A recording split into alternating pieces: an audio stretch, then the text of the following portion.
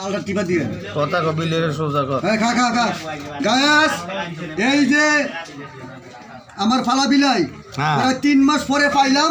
আচ্ছা হ্যাঁ 30,000 টাকা খরচ কইরা আচ্ছা আইয়া দেহি আজকা হ্যাঁ বাতার এক দোকানে এটা পরে দিয়েছে।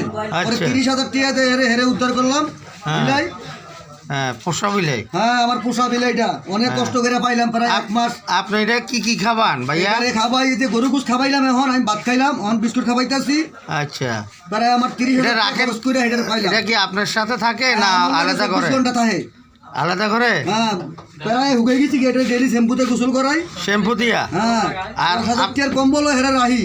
আচ্ছা 1 মাস 13 দিন করে পাইলাম 30,000 টাকা খরচ কইরা। আচ্ছা একটু অসুস্থ হয়ে গেছি এটার ওসমানী নিয়ে যামু আচ্ছা কালকে। আপনি কি পশু ডাক্তার দেখাতে চান? মেডিকেলে নিয়ে যামু। আমার কাছে ডাক্তার আছে। আচ্ছা যদি ডাক্তারটা থাকে আপনি যোগাযোগ করেন। হ্যাঁ, বিলাইতে ভালো। পাইছি হ্যাঁ। আমার গান্ডা অনেক খুশি। আমার আচ্ছা। পরিবারে আজকে 3 দিন ধরে ভাত আপনার খাইলাম। যদি 50,000 টাকা খরচ হয়ে যায় আপত্তি নাই না না না এটার না। পিছনে? হ্যাঁ তাই নাকি? এটা আমার নিজের সন্তানের মতন পালি।